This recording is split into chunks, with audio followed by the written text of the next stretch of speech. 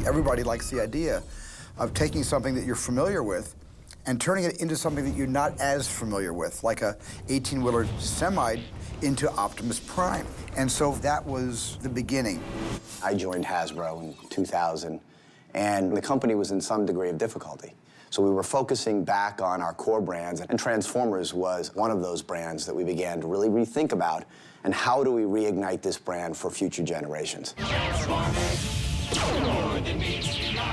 I was aware of the TV show, I used to watch it with the kids, but I thought this is a movie waiting to come out and be dusted off and to be reinvented as a live-action experience. I'm going to end your hunger once and for all.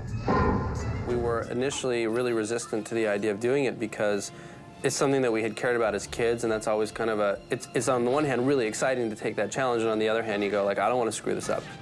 The first thing that I sat down with the writers was an idea to make this a story about a boy in his car, because that's something everybody can relate to. Bumblebee, head for the underground parking entrance.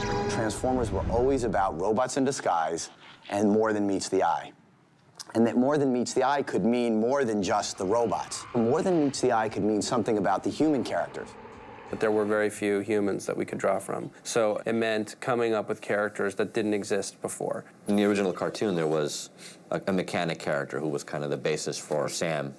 We kind of looked to movies like E.T. for the way that Elliot became the audience in how we were experiencing the wonder and the magic of E.T. coming to Earth. My first draft actually was just focused on the kids. That's awesome.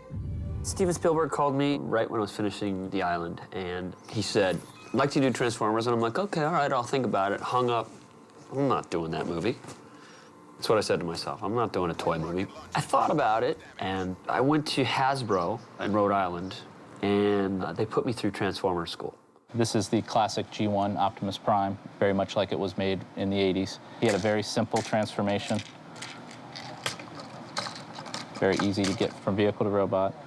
We did the full pitch. Robots are not all equal. They're alive, they're sentient men, they have feelings, they have allegiances, you know, there's backstory, there's a conflict, you know, that they are fleshed out characters, and that we've had so many eras, and there's so much potential that they could pull from to make whatever kind of movie they wanted to make. Something in Transformers just struck me when I was sitting there. I said to myself, if you can make this really real and edgy, and I saw a couple images that were towards the direction that they would like to take this, and I'm like, that's really interesting. So I think right then and there, I was kind of sold on trying to make this idea work. Michael Bay was born to direct Transformers. He was the perfect fit for this concept. I hired a team, probably about 25 artists, different people from different kind of expertise, and we were starting to design robots. There was apparently a script. I hear it was way too kiddie. No one wanted me to read it because they thought I would quit right then and there. Michael has incredible instincts about what will please an audience. And so as we were developing the script, we would run ideas by him, and we'd say, what do you think about this? I knew I wanted to make it very credible and serious, and I told these guys I wanted to broaden it out and make it so that it had a little more global impact. Much like Close Encounters of the Third Kind, Richard Dreyfuss' story is clearly the centerpiece, as Shia LaBeouf's story is the centerpiece of our movie. But then we have two other groups of humans that we follow quite closely. I kept putting in things of different action stuff that I saw, and what we do is that we sit down, we bat it around, and they see what I'm really liking and not liking. Once he got into the rhythm of it, he started imagining these incredible sequences. And a lot of what we ended up doing action-wise was very collaborative.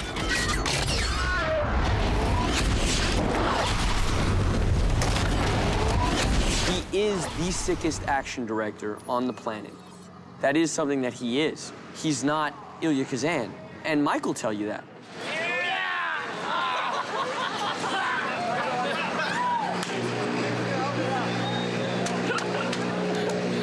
That's funny. Robots, there's a missile coming right down that street down there. Gonna hit that truck right there. The robots are holding it up. Okay, roll cameras. Roll armos! Speed! Ready? Ready? And 4, 3, 2, 1, go! Michael staged huge, logistically complicated scenes of massive destruction and explosions. And even when I was watching those dailies without the actual Transformers there, it was just eye candy.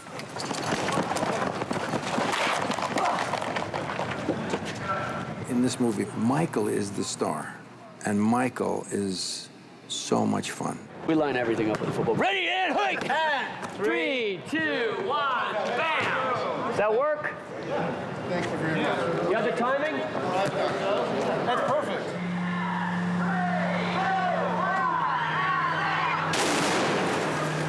Action! I think mayhem's a good word for working with Michael. I mean, we have to be prepared to go in any direction. Get the armor. Cut. Might show up and he might say, today I want to flip a car. You have to be 3 steps ahead of Michael.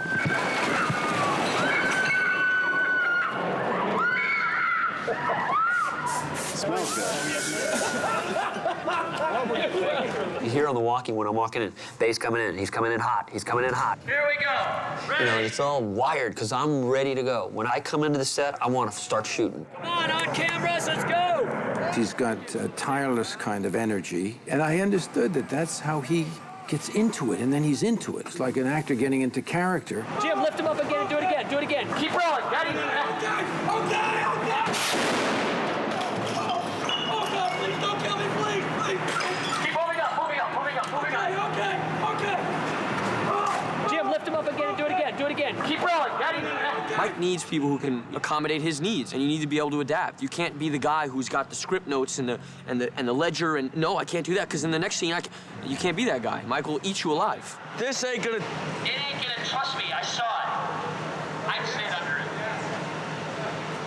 Trust me, I said. Ready? 3, 2, 1, action!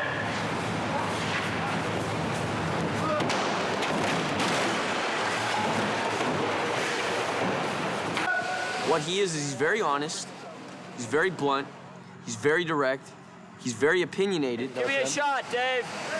And he has an amazing visual sense of film. Yeah! He likes to use the megaphone once in a while. Ready, and rolling cameras. 3, 2, 1. Stay there, behind the pillar. No, you're going wrong way. The other way, other way. God, he doesn't pay attention to what we're shooting. The thing about it is it's never personal. Oh. What are we gonna do now? What are you gonna do, man? Yeah, buddy. Really? Here, Randy. What? I've worked with a crew, many of the same people for 10, 15 years.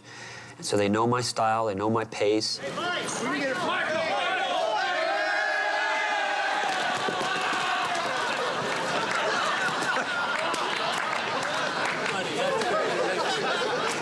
You guys pulled that well. I was like over here distracted.